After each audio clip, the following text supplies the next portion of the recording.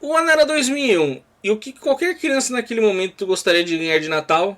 Isso, um Super Nintendo. Algo que simplesmente não aconteceu com o meu primo, mas ele conseguiu dar sorte tão grande que muitas crianças no Brasil não tiveram com seus pais. Depois dele pedir muito um Super Nintendo de presente, eu não lembro se foi de Natal ou enfim, ele conseguiu o videogame. O problema é que minha tia nunca foi muito boa em lembrar nomes, e quando ela foi comprar na loja, ela devia estar sendo do trabalho dela bem cansada. E em vez de comprar um Super Nintendo, o cara conseguiu vender pra ela um Nintendo 64. Isso se tornou algo tão grande que todo mundo do meu bairro começou a ir na casa do meu primo. Simplesmente a gente viu de tudo naquele console. Eu vi Mario 64, eu vi Zelda, eu vi tantos jogos que ficaram tão marcados na minha memória que até hoje eu sinto uma nostalgia tão grande só de falar Nintendo 64. É Nintendo ou nada.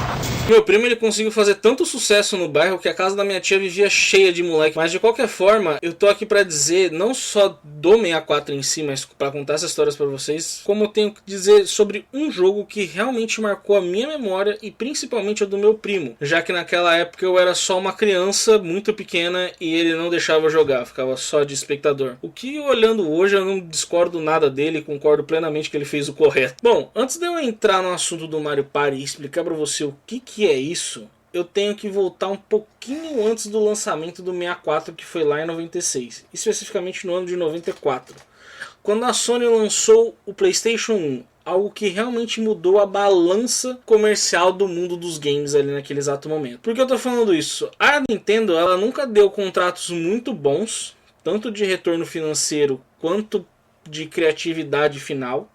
Ou seja, ela ditava todas as regras de como criar um jogo. Então, se tinha muito sangue, tinha que cortar. Se tinha muita violência, um conteúdo adulto. Então, ela sempre meio que comandava com um punho de ferro ali até a Sony chegar e mudar tudo isso. Trazendo contratos onde realmente era mais favorável para o estúdio. Trazendo a mídia de CD, que era muito mais em conta do que os cartuchos na época. Além da Nintendo botar um royalties em cima da fabricação do cartucho. Que é algo bem sacana, mas na época era o que a Nintendo fazia. Mas de qualquer forma, isso acabou gerando um problema muito grande para o Nintendo 64. Já que a grama do vizinho, ou seja, da Sony, era um pouco mais verde do que a da Nintendo naquele exato momento. E a Big N teve que correr atrás e lançar coisas e lançar jogos das suas IPs, como o jogo do Donkey Kong, Kirby, Mario, Yoshi, e criar outras IPs novas que começaram a surgir a partir do 64 em diante. Como por exemplo veio o Mario Tennis, veio o Mario Party, que é o que estamos falando hoje, veio Super Smash Bros, que é uma história que eu posso até contar num outro dia.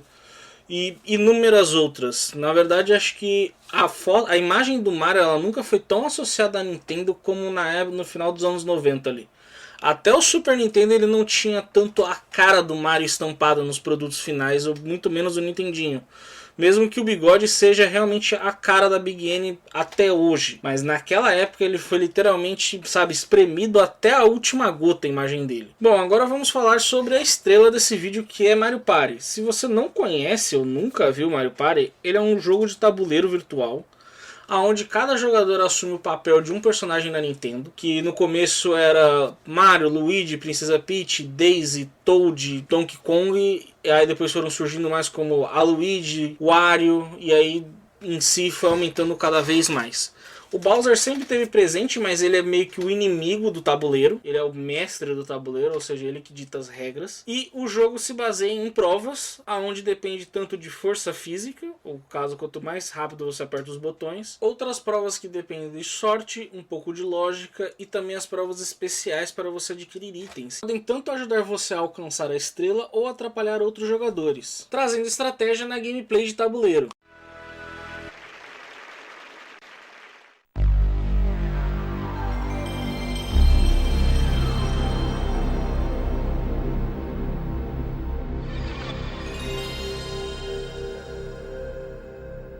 Alguns anos depois, o meu primo conseguiu outros consoles, veio o PlayStation 1, depois o PlayStation 2, e nesse meio tempo, as locadoras também passaram a desistir de jogos de fita, já que era algo que não era mais novidade para o pessoal, e também não era de interesse de muita gente, já que os jogos de CD que eram um futuro, eles eram muito mais em contas do que os de fita, e não fazia nem sentido você alugar o jogo de CD comprando o original, já que ele seria destruído em questão de segundos, né, já que a fita era um pouco mais resistente.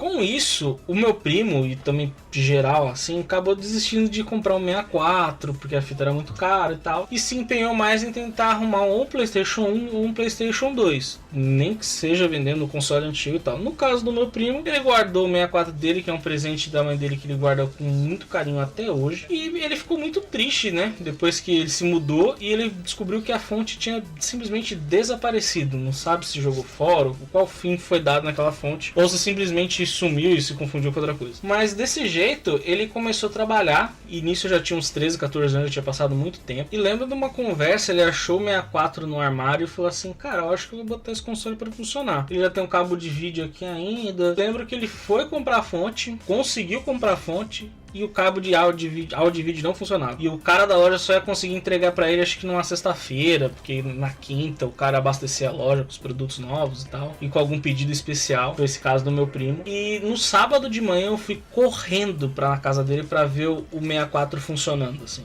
Ele tava muito cansado e tal, ele falou, vou deixar isso pra amanhã, mas a gente vê isso aí. E aí eu fui correndo pra ver, e ele tava já jogando, e eu fiquei olhando ali, e aí ele olhou pra mim, e ele me deu o controle na minha mão, e foi um momento mágico, assim, que eu falei assim, agora eu posso jogar esse jogo que eu vi a infância inteira e ele não deixava eu encostar no controle. E com isso, só naquele dia a gente jogou pra lá de 6 horas ou mais, e ele ficou muito contente com isso e tal, virou meio que um costume. E aí tipo assim, no sábado, na outra semana que começou, ele já foi correndo comprar mais um controle pra incluir junto o meu tio que jogava com a gente também.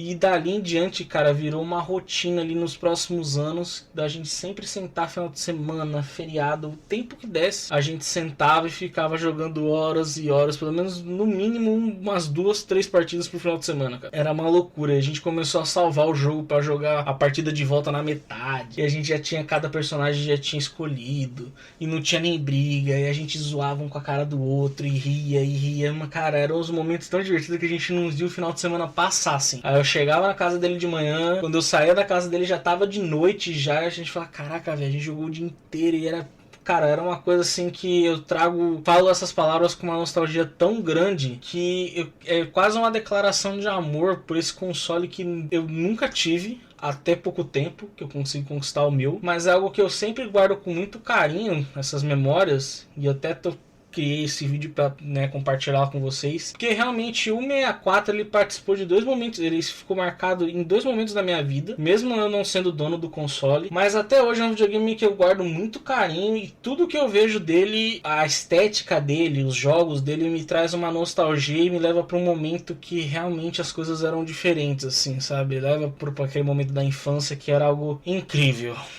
E é isso que eu quis compartilhar com vocês com esse vídeo. Eu acho que eu não tenho muito mais o que dizer. A história era essa, né? Compartilhar esse momento que eu até porque já queria fazer esse vídeo já para compartilhar esse momento do Mario Party e trazer essas experiências. E quando eu perguntei pro meu primo que ele contou aquela história que a mãe dele comprou o videogame errado, eu falei, cara, eu preciso criar um vídeo disso e é isso que eu tô fazendo agora. Eu tô muito contente com o resultado. E acho que é isso, cara. Se você também já teve uma memória de infância com algum console, ou se você também já jogou Nintendo 64, ou já jogou Mario Party, deixa aí nos comentários, eu vou ficar muito contente de ler. E se você gostou desse vídeo, cara, deixa um like aí pra eu saber se você gostou e até mais.